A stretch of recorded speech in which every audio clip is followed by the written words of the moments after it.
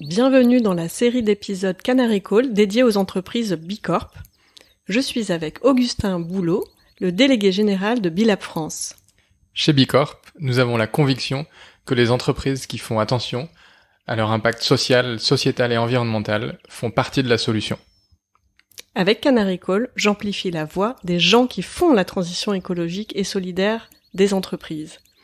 Au cours de ces épisodes, nous allons donc rencontrer les personnes qui ont déclenché et qui portent la démarche Bicorp au sein de leur entreprise. Des personnes, des entreprises qui souhaitent être les meilleures pour le monde et non les meilleures au monde. Bonne écoute.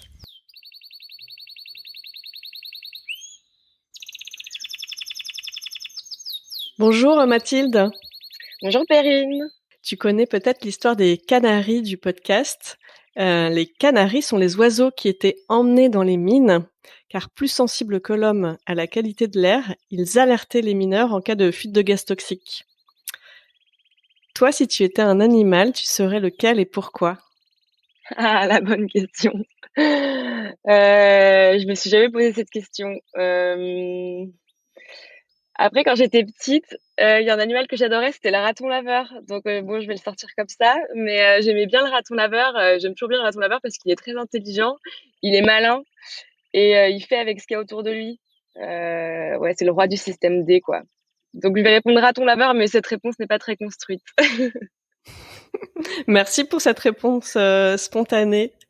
Et d'ailleurs, les auditeurs ne peuvent pas te voir, mais aujourd'hui, pour l'interview que nous faisons à distance, tu es en noir et blanc. Et ben voilà. Quel est ton métier aujourd'hui ? Alors aujourd'hui, je suis VP People and Culture chez Shine. Shine, c'est la néobanque responsable des indépendants et des petites entreprises. Et VP People and Culture, alors ça se rapproche du métier de DRH. Je sais pas si c'est bien différent. Mais voilà, donc je m'occupe à la fois donc de pas mal de choses dans l'équipe, du fait du quotidien des équipes. Donc ça va de la mise en place de nouveaux projets, donc qui réfèrent au social, par exemple mettre en place un congé second parent, créer une politique de télétravail 100%, à l'organisation des séminaires quand il n'y a pas de Covid, en passant par la vie dans les bureaux, le recrutement et quelques projets RSE comme Bicorp que j'ai mené l'année dernière. Et si tu devais expliquer ton métier à un enfant de maternelle, comment est-ce que tu l'expliquerais ? Je lui dirais que mon métier, c'est de m'assurer que quand il sera grand, tout ce qu'il a appris à l'école, il pourra le mettre en œuvre dans son quotidien, dans une entreprise où il se sentira bien, respecté, où il pourra continuer à jouer avec ses copains après l'école, il pourra être épanoui et tout se passera bien. Il pourra continuer à apprendre plein de choses et continuer à grandir. Excellent, ça donne envie, merci. Vous êtes combien d'ailleurs chez Shine maintenant ? On est 105, je crois, à l'heure actuelle. Plus de 100, quoi. On a pas mal grandi ces dernières années. Shine, ça s'est créé donc il y a 4 ans. Et ouais, on est dans la phase d'hypercroissance. Voilà. Tu es arrivée quand, toi ? Moi, je suis arrivée au tout début de l'aventure. On était 4-5 à l'époque. J'ai eu pas mal de postes différents.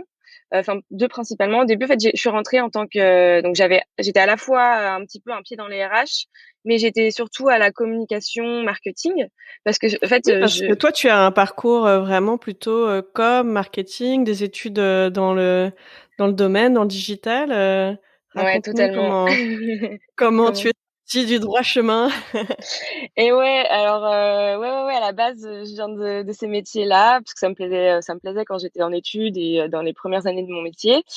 Et puis j'ai eu envie d'un peu plus de sens dans ce que je faisais. J'avais du mal à me retrouver à trouver du sens dans faire plus de chiffre d'affaires, avoir plus de notoriété pour pouvoir engranger plus de CA. C'est des choses qui, au bout de quand j'avais 27-28 ans, j'ai commencé à me poser pas mal de questions. Je m'ennuyais et ça me stimulait plus trop. J'ai commencé par me dire, tiens, je vais aller faire le même métier ou quelque chose qui s'en rapproche dans une entreprise qui a peut-être plus de sens par rapport à ce que je recherche, donc une association ou autre. Et donc, j'avais trouvé une petite entreprise qui faisait des kits éducatifs pour les enfants qui avaient du mal avec le système scolaire actuel. Et alors, très bien, la mission me plaisait davantage, mais mon métier, c'était toujours un peu compliqué d'y trouver un intérêt très, très fort. Et à ce moment-là, j'ai eu pas mal de réflexions. Je me suis dit: «Est-ce que je reprends des études? Est-ce que je reprendrais pas psycho?» Parce que j'étais hyper intéressée par, ces domaines-là, les sciences humaines. Mais j'aimais quand même bien le monde de l'entreprise et il y a quand même un domaine, enfin, en tout cas, un métier, qui peut concilier les 2, c'est, le domaine plutôt RH. Par ailleurs, j'avais vachement peur des RH parce que par rapport à l'étiquette qu'on leur donne traditionnellement, enfin traditionnellement, dans mon imaginaire en tout cas, mais un petit peu, le bras droit du boss qui va serrer la vis et il faut faire attention à ce qu'on leur dit. Donc voilà, j'étais en pleine réflexion et là-dessus, donc j'ai, Nico et Raph, donc qui sont les 2 cofondateurs de Shine, que je connaissais déjà parce que j'avais bossé avec eux chez Printic, donc la boîte d'avant, qui m'ont proposé de rejoindre l'aventure. Je parlais beaucoup à Nico de mes tergiversations et du manque de sens dans ce que je faisais et de mon envie de changer. Et il m'a proposé en fait de rejoindre l'équipe et de commencer par avoir mettre à disposition quand même les compétences que j'avais accumulées ces dernières années. Donc, commencer à créer la communauté. J'ai aussi pu l'aider sur les partenariats, tout en apprenant petit à petit le métier de RH ou people, comme on l'appelle ici. Donc là, Qui dans ce que tu me dis finalement, parler de sa crise de sens, de ses tergiversations comme tu dis, à son boss, ça peut être utile et ça peut être constructif, finalement. Ah ouais. Ouais, je pense que c'est même essentiel. Enfin, en tout cas, les entreprises ont tout intérêt à faire hyper attention au sens que veulent donner les individus à leur carrière et à leur développement, parce que développement personnel et professionnel sont quand même souvent assez liés. Et ouais, tout à fait. Moi, ça m'a permis finalement d'arriver chez Shine. Et puis l'histoire est belle derrière. Hein, le produit a super bien marché et l'histoire est toujours belle. Donc, il continue à bien marcher. On a une entreprise qui se développe sur des bases saines et avec un bon équilibre vie pro vie perso. On se sent respecté et épanoui au boulot. Donc, en tout cas, on œuvre dans ce sens. Et a priori, pour l'instant, ça marche plutôt bien. Donc, Donc toi, voilà. Et aujourd'hui, tu as été recruté parce que tu te posais plein de questions et parce que tu avais envie de changer de métier, sur ton ancien métier quand même. Et quand ouais. tu dis: «J'ai appris au fur et à mesure, le métier, RH», donc c'est en mode raton laveur ou, est-ce que, est-ce que tu as aussi fait des petites briques de formation par-ci par-là? Comment ça s'est passé? Ah, c'est marrant l'analogie. Non, alors ça s'est passé donc déjà, oui, en mode raton laveur, je pense qu'on apprend en faisant donc il y a eu pas mal de choses que j'ai faites, aussi avec l'institution qu'on avait, mais il y a quand même un énorme volet juridique et on est en plein milieu du droit du travail, donc je me suis aussi vachement aidée de nos avocats. On a un cabinet d'avocats qui nous épaule au quotidien. Et j'ai aussi beaucoup appelé de personnes des RH de boîtes que j'admirais ou que je trouvais qu'elles avaient des belles façons de faire parce que j'avais entendu des amis qui travaillaient ou des choses comme ça. Et donc c'était un mail, salut Marie, est-ce que voilà, moi je viens de débarquer dans le milieu, est-ce que tu aurais 5 minutes au téléphone pour me donner en fait tes meilleurs conseils, les meilleures pratiques. On m'a jamais dit non et j'ai appris pas mal de choses comme ça et je suis aussi épaulée par 2 RH de mon entourage quand j'ai un nouveau sujet ou quelque chose, souvent je les appelle pour avoir leur retour d'expérience Donc, et une voilà. communauté apprenante que toi tu as structurée finalement sur ces métiers-là et 2 mentors, si je comprends bien. Ouais, tout à fait, c'est ça. Et l'aide des avocats sur les sujets purement légaux, voilà. Mmh. Tu réinventes le plan de formation de reconversion. Ouais, j'ai fait un peu à ma sauce et j'ai eu de la chance de tomber sur les bonnes personnes aussi. Des personnes qui étaient à l'écoute et qui ont cru en moi aussi. Et à quel moment tu as changé de titre carrément? Comment ça s'est passé? À un moment là, qui a décidé? Alors Toi, le management, comment ça s'est concrétisé ce changement de métier? ouais, On n'est pas très bon au niveau des titres chez Shine. J'aimerais bien qu'il y ait pas de titre, que ce soit juste Mathilde, Shine. Mais bon, en même temps, quand on se structure, quand on grossit, on a besoin de mettre un peu plus de transparence et enfin, c'est pas de la transparence, mais d'expliquer organigramme, tout ça. À un moment, on peut plus y couper. Mais franchement, j'ai pas de souvenir. Petit à petit, j'avais plus le temps de m'occuper des partenariats, ce genre de choses, donc je ne répondais plus aux mails à l'extérieur, donc je n'étais plus partnership manager. Tous nos titres sont en anglais parce qu'on parle en anglais au sein de l'équipe, vu qu'on a des noms francophones. Et ça s'est fait naturellement quand à un moment je me suis dit mais ça n'a plus aucun sens de m'appeler partnership manager, donc j'ai changé partnership par HR. Et après, avec Nico, où je sais même plus trop comment ça s'est fait, je me suis dit ouais, mais en fait, j'aime pas HR, c'est trop connoté, donc en fait, on va mettre people. Et puis voilà, ça s'est fait comme ça. Donc c'est venu de toi, en fait. Le changement HR people, oui, Mm. c'est venu de moi, totalement, ouais. Bon, bah félicitations pour cette prise de Je sais pas poste et cette reconversion. Merci Perrine. Shine a été certifié B Corp en juin. Quel a été ton rôle par rapport à ça? Ouais, alors j'étais chef de projet par rapport à ça. Alors en fait, on s'est dit assez rapidement dans la vie de la boîte, Nico m'avait dit tiens, ce serait bien qu'on tente le label B Corp. Pourquoi? Alors c'était important pour 2 choses. Depuis le début, on était en train de construire une boîte, qui d'un côté, on voulait faire un super produit qui soit super utile pour nos utilisateurs, donc les indépendants et les petites entreprises, avoir un compte bancaire qui leur soit, adapté avec un vrai accompagnement administratif. Et d'un autre côté, on voulait aussi construire une entreprise en tant que telle, en tant qu'entité qui soit, qui soit responsable, dans laquelle, les salariés se sentent, épanouis, respectés et une belle, qualité de vie, pro vie perso, et en même temps avoir le minimum d'impact sur la planète, donc bilan carbone le plus bas possible, etc., etc. Et alors, depuis le début, on se développe dans ce sens-là.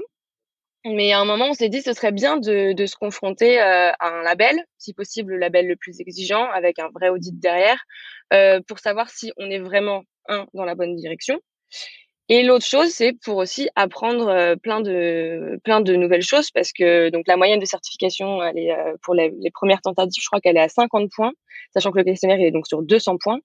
Donc on se disait qu'il y avait un boulevard d'apprentissage devant nous, et que même si on n'a pas le label, rien que le fait de tenter le BIA là, donc c'est l'outil qui nous permet donc d'avancer tout au long du processus.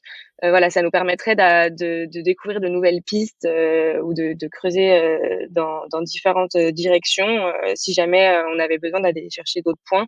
Et puis même, on doit toujours s'améliorer et on peut toujours s'améliorer. Je pense pas qu'il y ait d'entreprise qui ait les 200 points. Donc Donc plus que voilà. pour le label, c'était la démarche d'apprentissage continu Ouais, liée au process même de certification. exactement. Euh, En quoi c'est très très important pour vous en fait? Parce que ça pourrait même être risqué. On est une banque, on va prendre un label pour y être taxé de greenwashing ou de. Comment vous gérez ça? Bah déjà, je pense que c'est le label qui a le moins de risque de se faire taxer de greenwashing, parce que c'est pas quelque chose qu'on achète. Nous, je crois qu'on a dû répondre à 180 questions, et j'ai le souvenir que les 180 questions, l'auditeur est passé dessus, quoi. Donc voilà. Et l'intérêt pour nous, en fait, on n'y a pas vu de risque. Oui, les banques n'ont pas n'ont pas la réputation d'être les entreprises les plus vertes, c'est certain. Mais on veut justement montrer qu'on peut l'être. On peut créer une banque et créer une entreprise responsable. Donc, créer une banque responsable et obtenir le label, c'était aussi une reconnaissance, c'est vrai, plutôt publique, mais en tout cas, montrer que c'est possible de le faire. Et d'ailleurs, on en a écrit on a écrit un article derrière qui nous permettait d'expliquer la démarche, pourquoi on l'avait fait et où ça nous avait mené. Et c'était vraiment dans une logique ouais, on peut faire les choses bien, et même si de base on pourrait croire que c'est quand même plus difficile dans ce secteur-là, ben c'est quand même possible de le faire, et je pense qu'on peut tous, quelle que soit l'entreprise, je pense, j'ai peut-être pas toutes les typologies d'entreprises en tête, mais je pense qu'il y a toujours quelque chose qu'on peut faire. Et donc comment est-ce que vous y êtes pris pour vous lancer dans ce projet-là? Vous avez pris de l'aide externe? Vous avez tout mené de l'intérieur? Alors, on a quasiment tout mené de l'intérieur. Concrètement, on s'était dit qu'il fallait le faire, mais tant qu'on n'avait pas mis de chef de projet dessus, c'était personne. Enfin, c'était un truc qui vivotait, mais on s'y mettait pas à fond. Donc, c'était en septembre, je crois que Nico m'avait dit, bon, Mathilde, tu seras chef de projet, on va découper le questionnaire et on va se répartir les questions au sein de l'équipe. J'ai quand même passé quelques coups de fil avec des bicorps pressantes. Pour leur demander comment est-ce qu'ils avaient fait, est-ce qu'ils avaient des conseils à nous donner pour s'organiser, etc. Ils m'ont tous dit de viser un peu plus de points parce qu'en général, on a tendance à se surévaluer quand on répond aux questions et qu'il fallait vraiment s'y mettre à fond, à fond, à fond dessus parce que en général, c'est un projet, mais c'est un side project, donc c'est pas le cœur du métier de chacun quand on est dessus. Donc, en fait, mais il faut quand même y consacrer du temps une bonne fois pour toutes, quoi. Mais c'est ça, parce que quand tu me dis ça, oui, Nico, il a dit: «Tu seras chef de projet». Quand on connaît la vie d'une scale-up, au RH, tu devais déjà pas t'ennuyer. Comment tu as vécu ça? Moi, j'ai trouvé ça cool parce que on s'y est pris à plusieurs. Donc, j'étais chef de projet, mais au final, il y avait 4 ou 5 grandes parties et il y avait 2 personnes par partie. Alors moi, j'avais la partie collaborateur, collaboratrice. Mais sinon, en gros, on était une petite équipe de 8 personnes sur le sujet. Et ils étaient tous hyper engagés en plus. C'est-à-dire que je leur ai dit, voilà, vous allez, toi, tu auras environnement, toi, tu auras client, toi, tu auras fournisseur, il y aura gouvernance et vous avez 2 semaines pour me donner vos réponses. Ensuite, j'ai rentré toutes les réponses donc dans l'outil. Ça nous a sorti un premier score. On s'est dit, bon, maintenant, une fois qu'on a donné nos réponses, qu'est-ce qu'on pourrait d'ailleurs améliorer dans le présent pour essayer de Parce faire qu'il y a encore mieux? plusieurs, catégories, hein, donc Exactement. collaborateur, environnement, client. Commune Client, communauté et gouvernance. Voilà, donc ça va vraiment balayer l'intégralité, ou quasi-intégralité, de l'entreprise et c'est impossible, d'être au cœur de chacun des sujets. Moi, collaborateur, collaboratrice, c'était parfait, je pouvais sortir toute la data, je pouvais répondre à toutes les questions. Mes fournisseurs, c'est beaucoup moins ma partie, donc j'ai été aidée, c'était Arnaud qui m'avait aidée là-dessus et pareil, environnement, il y avait Antoine, Estelle, Camille. Enfin voilà, ça a vraiment été un projet collectif. Et après, il a quand même fallu qu'on se mette aussi un moment pour vraiment se dire bon maintenant il va nous falloir les justificatifs parce que encore une fois, faut tout justifier. Donc là, on s'est vraiment mis je pense qu'on a passé 2 après-midi au total enfermés dans une salle de réu. Et maintenant, on déroule le questionnaire et on récupère les justificatifs tous ensemble pour chaque partie. Et Ça, alors une banque avec les datas, ça ne vous inquiétait pas de donner vos datas comme ça, à un non, label international, non, parce que de mémoire, il fallait donner notre chiffre d'affaires, enfin ces choses-là, donc non, en fait, on a fait confiance au label. Puis il y avait évidemment, des clauses d'NDA. La data la plus sensible au final, c'était plutôt, la data sur les collaborateurs, collaboratrices parce que bon, certes, il y avait les salaires de tout le monde, mais de toute façon, on a une grille des salaires, qui est publiée sur notre blog, donc il y avait pas de surprise. Mais c'était la table de capitalisation, toutes ces choses-là, non, ça faisait partie du jeu, quoi. Donc on a pu donner pas mal d'infos. Et puis voilà. Après, on a envoyé le questionnaire final en décembre et on est passé en audit en avril. Et là, on était trop contents de passer enfin à l'audit parce qu'en fait, il y avait eu beaucoup, beaucoup de monde devant nous, donc c'est pour ça qu'il y a eu pas mal d'attentes. Et je crois qu'on l'a fait en 2-3 semaines, c'était terminé. Quelques allers-retours avec la personne qui gérait ça du côté de Bicorp. Et je me souviens quand on a signé, enfin quand ils nous ont envoyé, bon c'est bon, j'ai l'honneur de vous dire que vous avez obtenu la certification avec 92,9 points. C'était un moment que, c'est ça. Franchement, je crois que je l'oublierai pas, quoi. Enfin, c'était waouh, c'est une superbe note et puis c'est une belle récompense de ce qu'on fait jusqu'à maintenant et en même temps c'est génial parce qu'on a que 90, donc en fait il y a aussi une belle marge devant nous pour essayer de faire, enfin pour toujours faire un peu mieux. Et puis enfin, c'était collectif, quoi. Tout le monde était content. L'audit, dès que j'avais besoin d'une réponse à une question, même si c'était pas les sujets de certains, il y en avait qui sautaient sur la question pour me donner l'info. Quand il fallait, par exemple, nos statuts, il fallait des choses que j'avais pas sous la main. Enfin, ça a vraiment embarqué une bonne partie de l'équipe. Et au-delà des 10 personnes qui étaient concernées, quand on a publié, j'ai publié le message, bon bah ça y est, on vient d'obtenir notre certification. C'était tout le monde était hyper fier de ça. Donc ça, c'est pour le coup, c'est quelque chose si on peut en retirer un truc en interne, c'était clairement une espèce de ouais de fierté de se dire bon bah en fait ce qu'on fait c'est pas que du vent quoi. Donc pour mener le process de certification, en soi, vous avez travaillé de l'intérieur et donc tu avais, si je comprends bien, une petite équipe. Toi, tu étais Ouais, chef de projet et tu avais une petite équipe d'une dizaine de personnes directement impliquées? oui, ouais. Ah, des personnes vraiment à fond avec moi, je pense qu'il y en avait 4-5. Ouais, 4-5. OK. Donc là, vous étiez 4-5. Vous obtenez la certification, ouais. 92,9. Il y a 200 points possibles. Mmh, Comment aujourd'hui, vous préparez, la prochaine étape? Parce que c'est tous les 3 ans, la tout à fait. certification. Vous vous êtes donné des objectifs, des chantiers? Comment ça se passe? Ouais. Alors, déjà, bah, maintenir tout ce qu'on fait, mais bon, ça, c'était évident. Le chantier principal qui était le plus évident, c'était, de travailler sur nos locaux, puisqu'en fait, on a obtenu la certification, mais alors, c'est pas les locaux qui nous ont aidés. On est actuellement dans un vieil immeuble haussmannien en plein cœur de Paris, très mal isolé, enfin, c'est pas incroyable. Et du coup, on devait déménager. Donc ça y est, là, on a signé et on part pour un immeuble, donc un bâtiment basse consommation, enfin, on va y mettre tout ce qu'on peut pour être le plus neutre possible, que ce soit par rapport à notre bilan carbone, par rapport aux déchets, ces choses-là. Donc ça, c'était une première chose. Vraiment, c'était quand on déménagera. Donc moi, dans mon cahier des charges, parce que c'est moi qui ai mené la recherche de nouveaux locaux, c'était impératif d'avoir quelque chose qui soit bien mieux par rapport à ce qu'on avait à l'heure actuelle.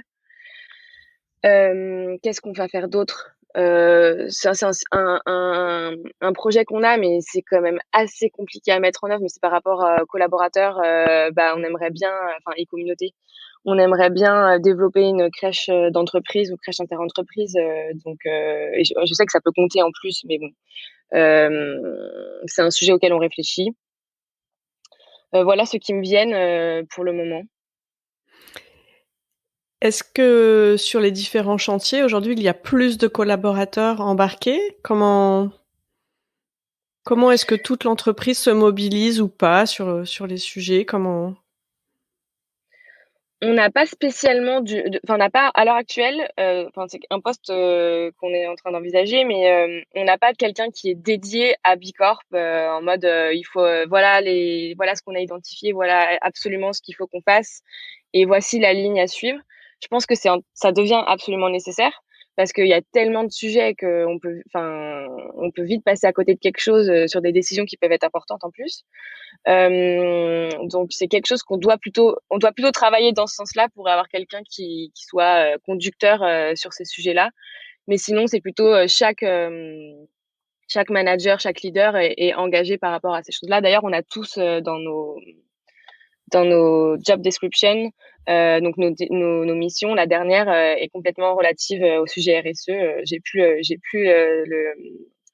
la phrase exacte, mais on doit tous contribuer à ce que Shine soit l'entreprise la plus responsable d'un point de vue environnemental et sociétal. Donc c'est au cœur des fiches de poste de chacun en fait. Génial! C'est-à-dire que pour l'instant, Mmh. si je comprends bien, il y a pas de direction RSE, mais Non, tout le voilà, monde porte la démarche RSE dans son poste. voilà. Alors d'une part, tout le monde l'a enfin ça c'est plutôt ce qui est actuellement, mais il y a quand même, un poste qui est en train de se créer petit à petit. On a Antoine qui est de plus en plus mobilisé sur les sujets RSE. Et je pense, enfin, le sens de l'histoire, c'est d'avoir quelqu'un au sein de l'équipe qui soit entièrement dédié à ça. Je pense que c'est indispensable. Mais en tout cas, oui, si je dois te faire une photographie de ce qui se passe actuellement, on n'a pas quelqu'un qui est à 100% sur ce sujet-là, ouais. Pas encore. Cette démarche, long terme d'engagement RSE notamment, hein, à travers, Bicorp qui est un outil finalement pour vous par Mmh. rapport à une intention qui était posée dès le départ. Qu'est-ce que ça change concrètement pour les collaborateurs? En quoi c'est différent, d'exercer les différents métiers de la banque Mmh. chez Shine certifié Bicorp qu'au sein d'une autre banque? Alors, en tant qu'entreprise, et en tant que banque, mais, déjà on se pose, je pense, pas mal de questions qui sont orientées, dans cette direction et à tous les niveaux. Donc, RH, ça va être donc, un peu plus du côté le volet social. Mais par exemple, je pense quand on fait le choix de nos fournisseurs, on fait nous maintenant également attention, on a un questionnaire qu'on leur envoie en amont, on fait attention à la sélection de nos fournisseurs. Hem Ça va être, dans pas mal de démarches qu'on entreprend, ça va être, enfin voilà. Après le milieu bancaire au final, c'est surtout essentiellement, enfin on est un SaaS, donc on n'a pas d'agence, tout se fait en ligne. Donc voilà, aujourd'hui nos données, sont hébergées sur Google Cloud qui sont eux-mêmes, leurs serveurs sont alimentés par, de l'éolien, enfin d'énergie éolienne. Ça va plutôt être dans le choix, dans nos choix à ces niveaux-là qu'on va avoir un impact, je pense, à ce niveau-là. D'un point de vue entité physique, la seule chose qu'on a donc c'est nos bureaux, donc c'est ça, ça on y a fait extrêmement attention. Au niveau de notre board, on traque, la parité au sein de l'entreprise et on traque également nos volumes de déchets. Donc ça, c'est des choses qui sont assez importants pour nous et ça nous permet également voilà, d'en faire quelque chose d'extrêmement important au plus haut niveau de l'entreprise. Également on a toutes les semaines, on partage une note, à l'entreprise avec, voilà, qu'est-ce qui se passe ou qu'est-ce qui s'est passé ces derniers temps dans chaque pôle, où en sont, nos différents projets et dans cette note, on va partager, également donc, tous les mois, la les volumes de nos déchets, donc à l'intégralité de l'entreprise pour qu'ils sachent et puis voilà, donc l'évolution, comment ça s'est passé ce mois-ci et pareil avec l'index de l'égalité professionnelle.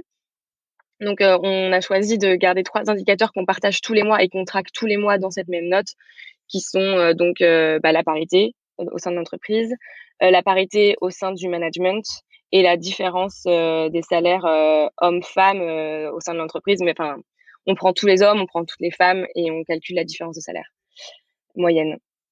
Voilà et ça c'est des choses qu'on vraiment on a décidé de partager avec l'intégralité de l'équipe et c'est aussi une manière de les sensibiliser, tous et pas uniquement, le board ou le top management, quoi. Comment tu expliques que tout le monde soit aussi attentif et motivé par cette démarche, au sein de Shine? Pour moi, c'est parce que ça vient, du plus haut, de l'entreprise. C'est vraiment porté, par les fondateurs. Hem Et ils ont un rôle, dans tout ce genre de démarche, RSE. C'est hyper important que ça vienne du plus haut.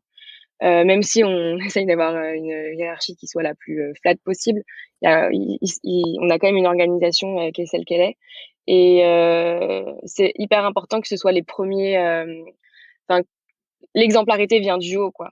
Donc après ils sont pas non plus c'est pas non plus, extrêmement directif, mais voilà, on a pris des décisions quand on part en séminaire, on ne prend pas l'avion.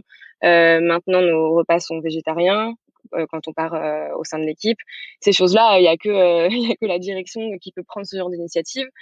Hem Ils mettent en place aussi pas mal de petites choses, et on communique aussi sur ces petites choses. Par exemple, alors c'est anecdotique, mais un truc qui a marqué, pas mal de monde, c'est, le midi maintenant, enfin, le midi, si on le veut, on a une étagère juste à la sortie du bureau sur laquelle on entrepose plein de Tupperware, en verre et ça nous permet quand on va chercher quelque chose au restaurant ou quelque chose à emporter pour le midi, bah, si on veut, on passe devant, c'est simple, on embarque un Tupperware et on le tend au restaurateur qui, au lieu de nous mettre la nourriture, dans un emballage, en carton ou pire en plastique, qui va avoir une durée de vie d'à peu près, 10 minutes et ben, on le récupère dans notre, Tupperware et on va le manger à la pause déj et après ça va au lave-vaisselle et voilà et ce genre de choses, bah, on peut se dire: «Bah, tiens, pourquoi est-ce qu'on fait ça?»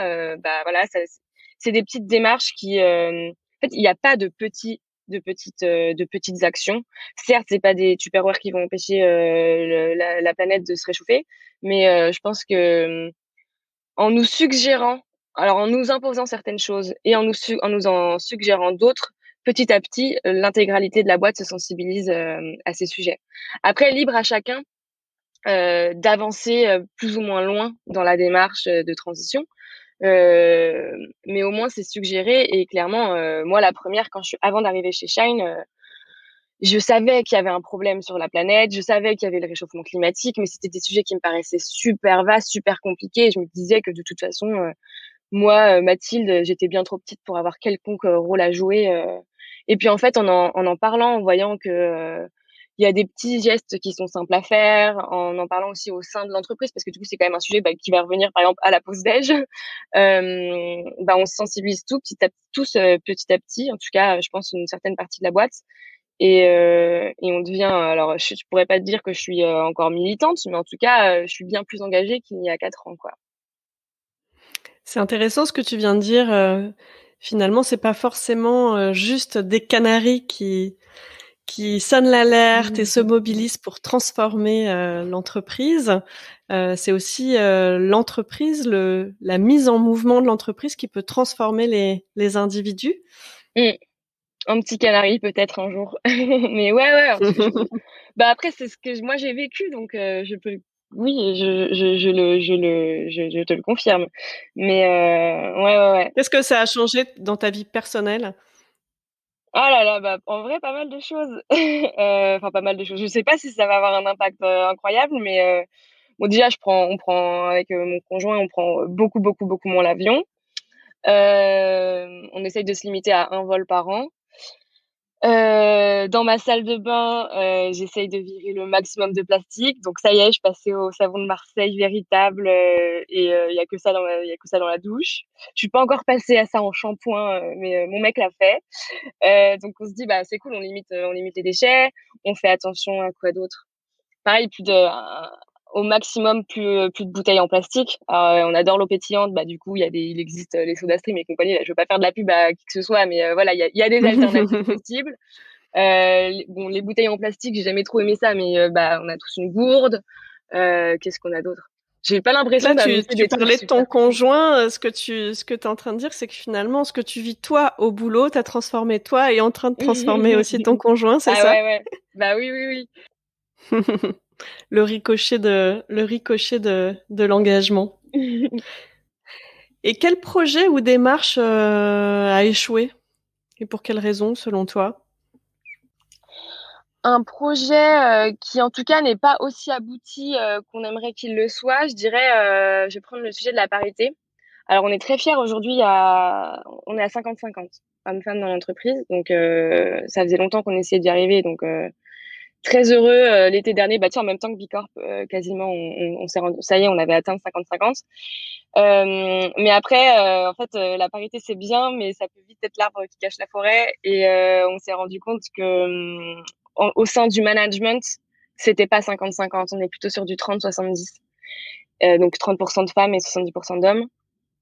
On est vraiment en train enfin, c'est des choses qui sont lentes à mettre en place, en tout cas de rectifier le tir pour tirer vers du 50-50, parce qu'évidemment, recruter prend du temps. En plus, on est une boîte tech, donc avec pas mal de développeurs, et il y a peu de femmes dans les métiers informatiques. Même en école, les stats sont assez faibles. Du coup, c'est difficile. Et sachant que les développeurs sont aussi les personnes qui ont des salaires assez élevés dans l'entreprise.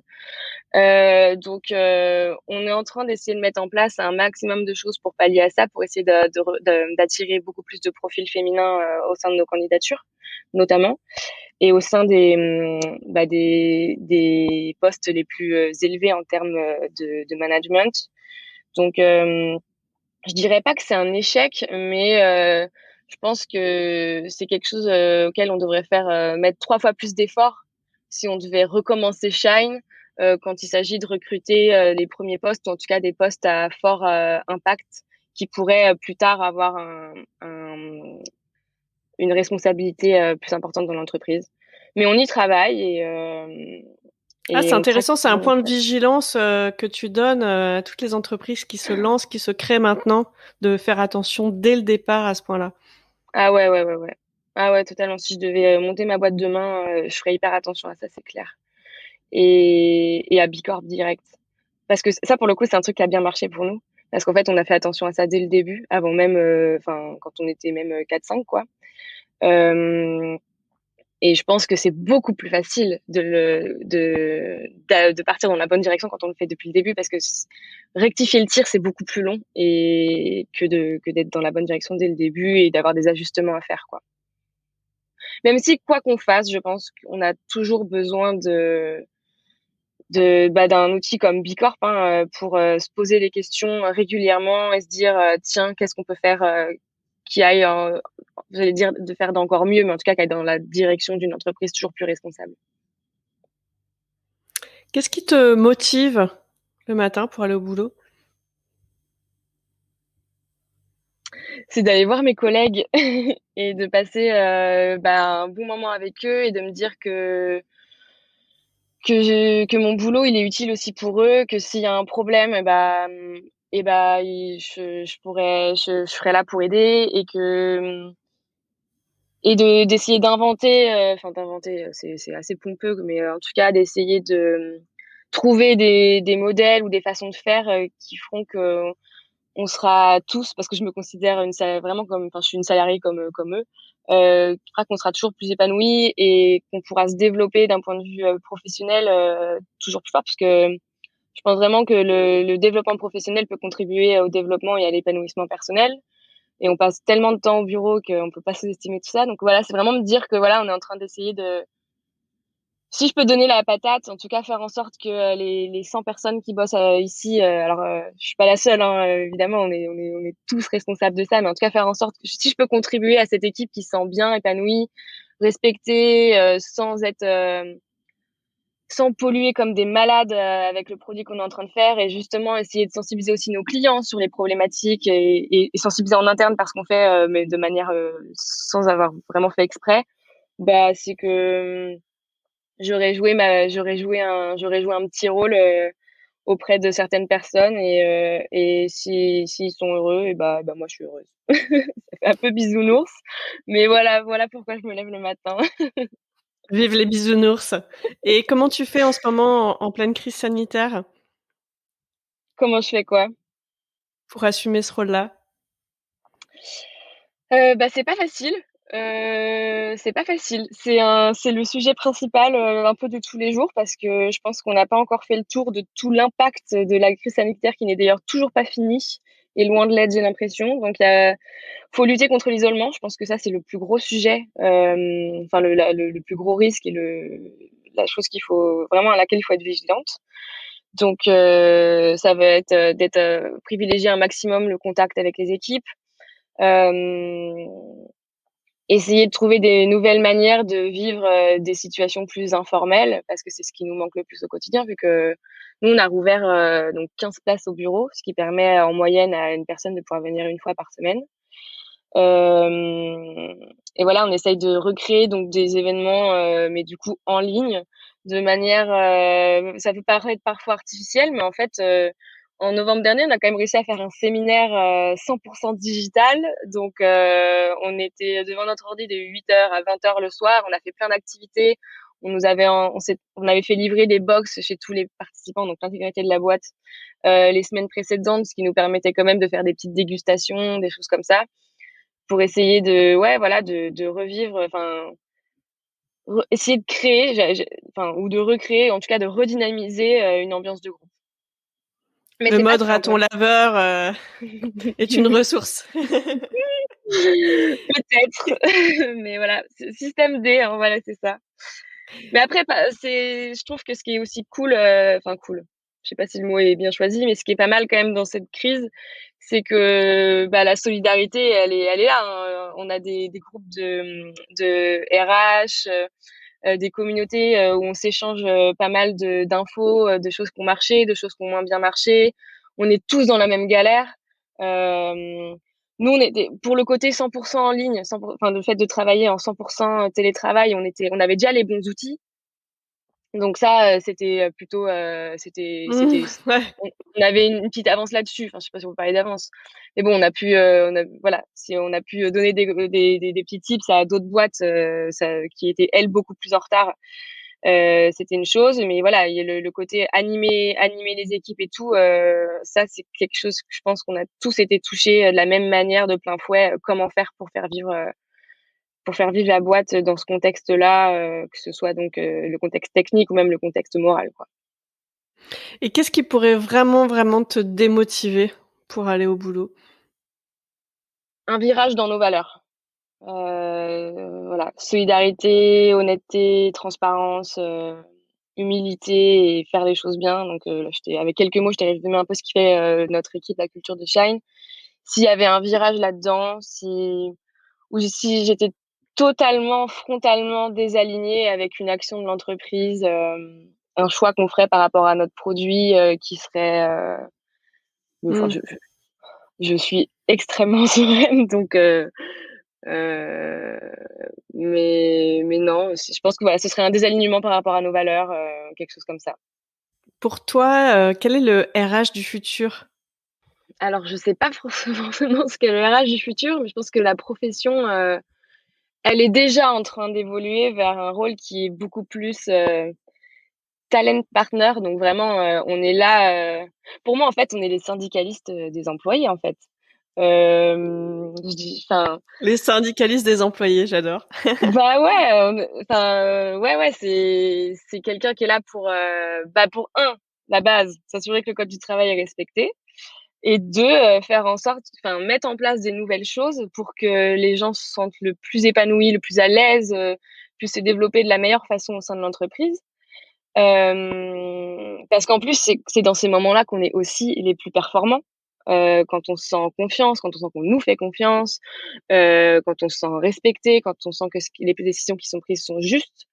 Hem, donc je pense que c'est vraiment plutôt, ouais, c'est un peu le mini syndicat. Mon équipe, c'est un peu le le mini syndicat des employés, quoi. Après, j'ai quand même de la chance de travailler dans une entreprise où, il y a pas tellement besoin de syndicat parce que les fondateurs sont exactement dans le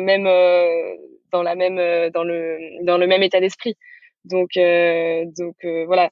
Mais je pense que voilà, c'est vrai, on est vraiment là pour, en aide, en soutien et en recherche de comment faire mieux pour que les gens, soient bien et heureux, et épanouis dans leur boulot, quoi. Et qu'est-ce que ne sera pas le RH de demain? Ah! Le RH de demain ne sera pas un tyran, qui tire dans les pattes, et qui est dans une opacité totale par rapport à ses projets ou dans le but de chacun de chacune de ses actions. Mais encore une fois, ça c'est le RH d'aujourd'hui ne l'est déjà pas, en fait. Un RH, je pense. Encore une fois, j'ai mon bagage de ce que je pense qu'un RH, était, quand j'étais en études, tu vois? Voilà, je pense que vraiment, c'est quelqu'un qui est avec les équipes pour, tous être, ensemble, fonctionner dans la bonne direction, et de manière saine et voilà, c'est un garde-fou, quoi. Et quel sera son titre? Parce que toi, tu n'as pas choisi Chief Happiness Officer. Non, j'ai pas choisi ça parce que c'était trop réducteur. Et puis, Chief Happiness Officer, heu, je trouve que quand tu penses à ce que ça veut dire qu'il y a quelqu'un qui est responsable de la du bonheur, de la joie de chacun dans l'entreprise. Mais en fait, ça c'est la responsabilité des managers, c'est la responsabilité, de la direction, c'est la responsabilité de tout le monde et heu et c'est bien plus que ça, parce qu'encore une fois, il y a tout le volet, en fait, l'épanouissement au travail, c'est pas juste avoir un baby-foot au milieu du salon et pouvoir boire des bières à la tireuse le soir, c'est pour moi, c'est même, ça, c'est la caricature et il y a ni baby-foot, ni tireuse à bière chez Shine d'ailleurs. Mais c'est vraiment quelque chose de beaucoup plus global et ça passe, l'épanouissement, ça passe déjà par un contrat de travail qui a été correctement fait, bien écrit, qui protège le salarié, qui protège tout le monde d'ailleurs. Euh, donc ça, forcément, c'est du légal, donc c'est pas juste de la finesse. Ça va, voilà, des horaires qui sont, enfin, des horaires respectés, enfin, d'un rythme de travail qui est le bon. Ça va être des évolutions quand il le faut, une reconnaissance de son travail, donc via des augmentations. Et voilà, je pense que avant d'avoir des super séminaires, des choses comme ça, déjà concentrons-nous sur ces volets, sur ces points-là, avant d'investir dans des choses encore mieux entre guillemets, en tout cas plus triviales. Et quel est le rôle de la profession RH vis-à-vis de la politique RSE? C'est extrêmement étroitement lié sur le volet plutôt social sociétal. Donc pour moi c'est pas forcément la fonction RH qui va avoir la direction RSE, même je pense que c'est une très bonne chose et c'est important que ce soit différent, mais ça a forcément un rôle à jouer sur justement ce volet-là parce que quand on dit faire attention, être responsable d'un point de vue de ses collaborateurs et collaboratrices, ça va être voilà respecter par rapport à donc l'équité salariale. Et donc il y a plein de sujets égalité femmes-hommes qui sont au sein de la fonction RH. Ça va être ouais, il y a un volet énorme en fait qui se rapproche de ça. S'assurer que s'assurer l'équité aussi sur le rythme des augmentations, s'assurer l'équité plus petit salaire, plus grand salaire. Enfin, il y a quand même beaucoup de choses qui sont prises en compte et qui relèvent de la responsabilité RH. Donc pour moi on travaille main dans la main quoi. Quel est ton canary call à toi, le message que tu voudrais passer au plus grand nombre, là, maintenant, tout de suite? Ouais, donc je sais pas si je suis la plus légitime pour faire un canary call, mais je pense que Je connais ce syndrome de l'imposteur. ouais, ça me touche pas mal, surtout sur ces sujets.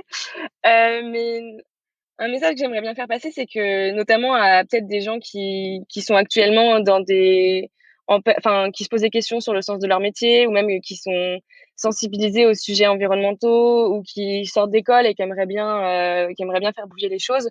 Je pense qu'il y a de la place partout, donc certes dans des boîtes un peu innovantes, des startups ou quoi, mais il faut pas non plus hésiter à aller dans des entreprises plus grosses ou plus établies parce que elles aussi, elles ont besoin de renouveau et on a besoin de faire changer les choses de l'intérieur et ces entreprises, elles vont pas non plus disparaître demain et je pense qu'elles ont besoin d'énergie et de gens qui ont envie et qui ont envie de prendre un bas le corps. Et peut-être que la certif Bicorp, elle prendra genre 10 ans à faire dans certaines boîtes, mais elles ont aussi besoin de changer de l'intérieur et je pense